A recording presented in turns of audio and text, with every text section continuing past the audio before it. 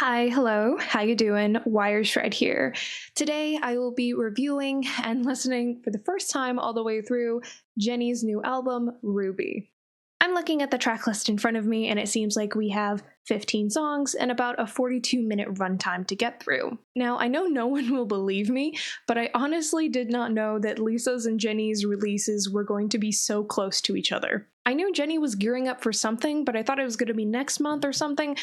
I don't know, I didn't really keep up that closely. So when it dropped this Friday, I was pleasantly surprised. I am excited though, I have no idea what waits in store. The only track that I've heard thus far from this album has been Mantra.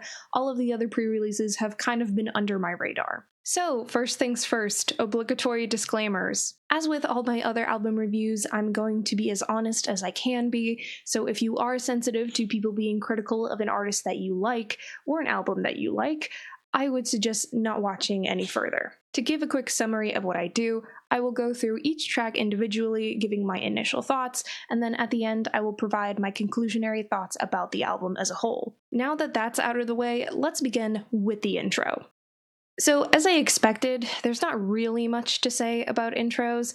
It's pretty, but it doesn't offer much in terms of complexity or substance. Other people may be a fan of these kind of atmospheric introductions to albums, but honestly, I'm not super appreciative of the short length or the fact that it can't really be considered a standalone piece. Again, I think this is more of just an individual gripe that I have. I'm sure other people are fine with it, but I doubt I would revisit it since there's not much to dissect here. After that, we have Like Jennie.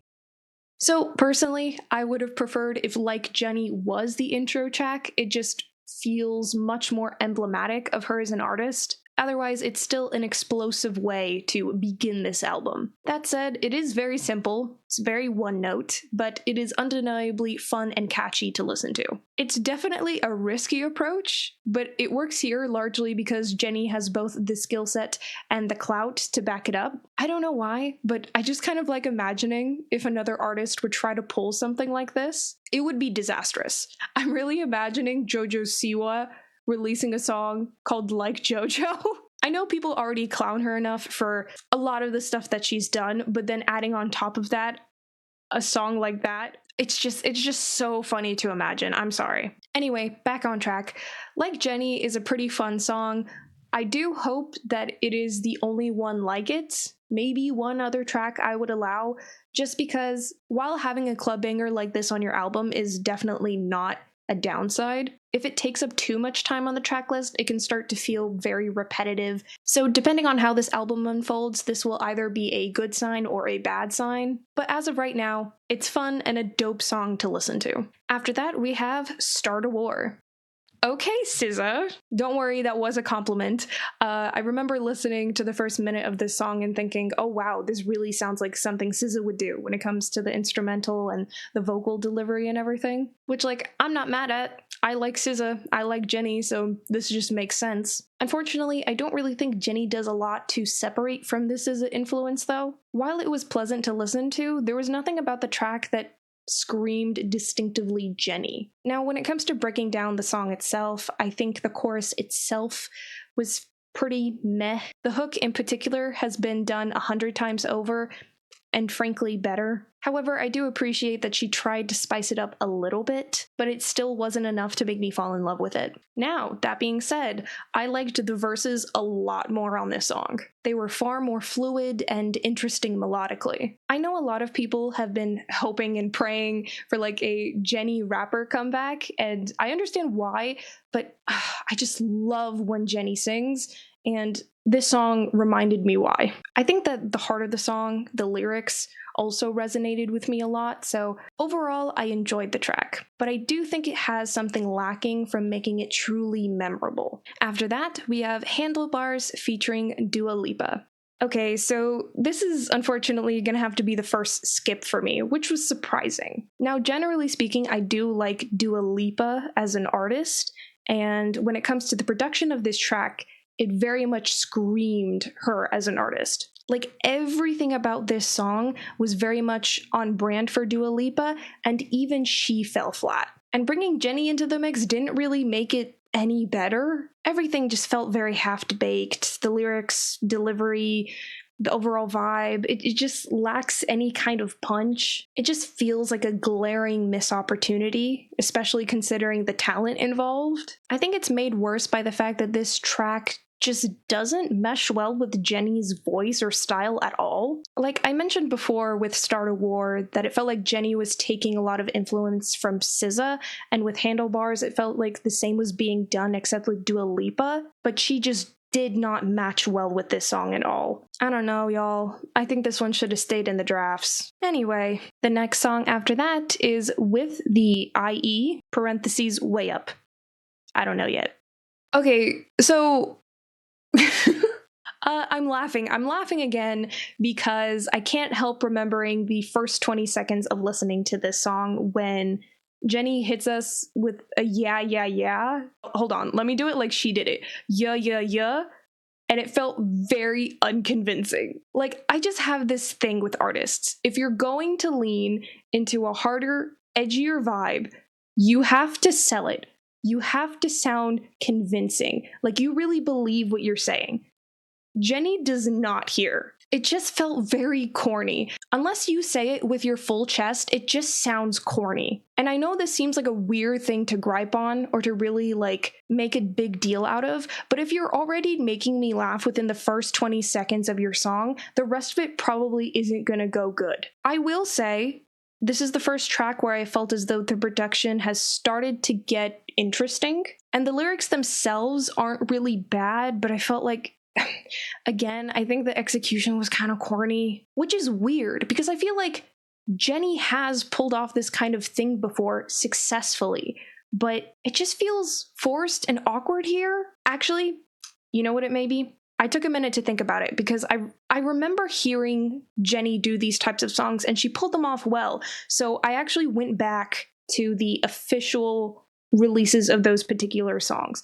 And I remember thinking, listening to these songs on Spotify, they don't really sound the best, but then when you actually hear them live in person, Jennie usually pulls them off a lot better. So I'm thinking maybe that's the case with this song, if I'm being absolutely generous. I don't know. I'll believe it when I see it, but as of right now, this is gonna be another skip for me. After that, we have Extra L featuring Doechii. Now, this is going to be interesting because I have actually seen clips and videos on social media regarding the music video of the song, but I kept away from seeing any of the music itself. And now that I have, Doechii carried. Doechii carried the song, plain and simple. She was by far the best part of this track, despite it not even really being her usual West Coast wheelhouse. But I feel as though Jennie didn't really match Doechii's energy. Literally didn't match Doechii's energy. After I listened to the song on Spotify, I went to go look up the music video of it, and I remember just even Doechii coming out of those curtains and marching her way over to Jennie felt more charismatic than a lot of Jennie's delivery on this song. Again, I didn't really hate the lyrics themselves. I really wanted more out of Jennie. Still, I wouldn't say it's a bad song. It wasn't enough to ruin it completely for me, but it definitely feels like one of the weaker ones off this album so far. After that, we have Mantra. So I've actually heard this song before, like I mentioned. I listened to it again just because I like this song and I wanted to. That being said, when it was released as a pre-release, it felt underwhelming on its own, but in the context of this album, it really stands out. Jennie sounds comfortable here, she sounds confident here, and it's a reminder of what she can bring to the table when she's really in her element. I might be biased, but I really wish that she came with this kind of energy at songs like with the IE and Extra L. But the song itself is overall solid. Nothing to complain about here. After that, we have Love Hangover. Okay, Jennie, okay. Finally, we're here. I was gonna be a little worried. I didn't have a lot of bad things to say about this album up until this point, but it was feeling very meh. But I feel like we've come here. It's the 8-track Love Hangover. I feel like we've really hit a strong point here. This is what I wanted from Jennie. And again, like I mentioned with Mantra, it really feels like she's in her element. One thing that's notable is how Love Hangover feels distinctly her, whereas other tracks like Start a War, Handlebars felt a bit detached from her artistic identity. This is Jennie at her best. I've only listened to this song once and I want to listen to it again. I hope it's not too soon to say, might be my favorite.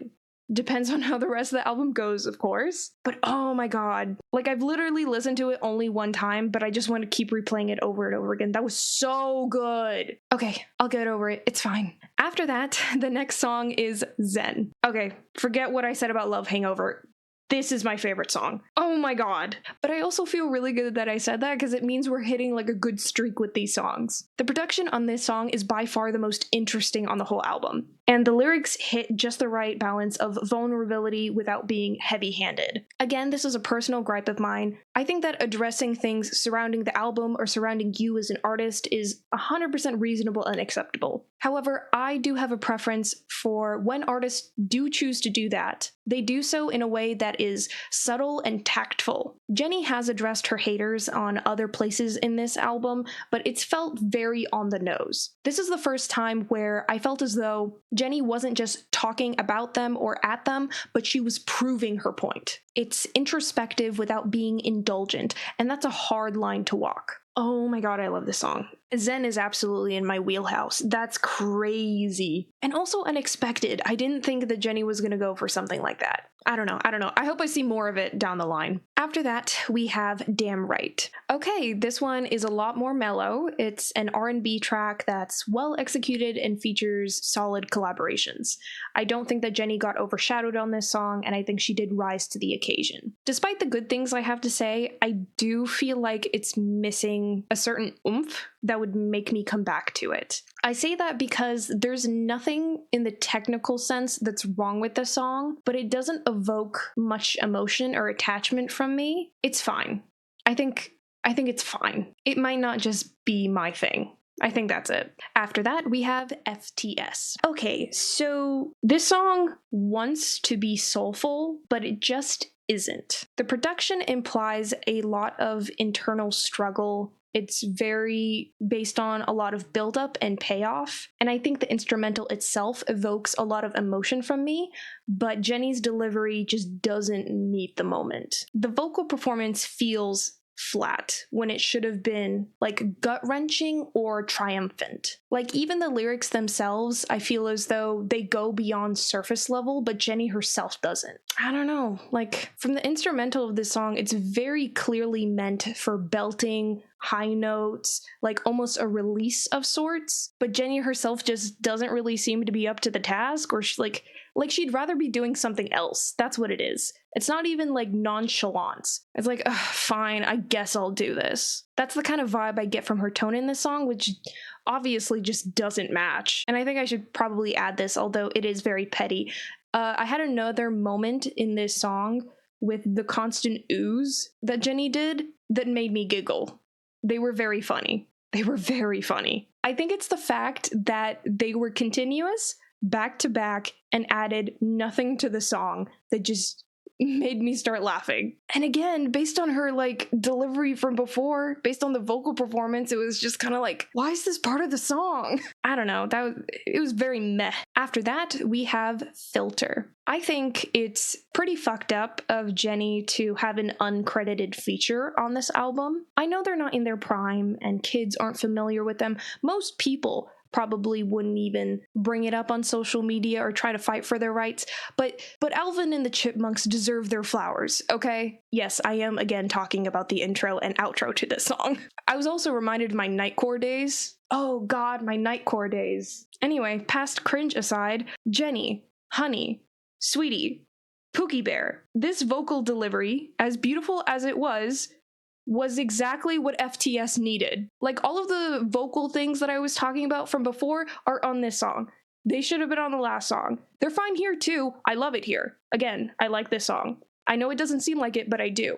It should have also been on the last track. This is the effort that you should have put into it. Regardless, as much as I will joke about it, Filter is another great song, another great addition to this track list. No notes. After that, we have Soul City. So I don't have a lot to say about this song because this song doesn't have a lot to say. It's a track that relies heavily on vibes, which if you like, then you will like this song. Personally, I'm not really a fan of those kinds of songs. Exceptions exist, but they need to be more interesting sonically for me to appreciate them. Out of all of the tracks, this just felt the most bare bones of them all. Like, it's there.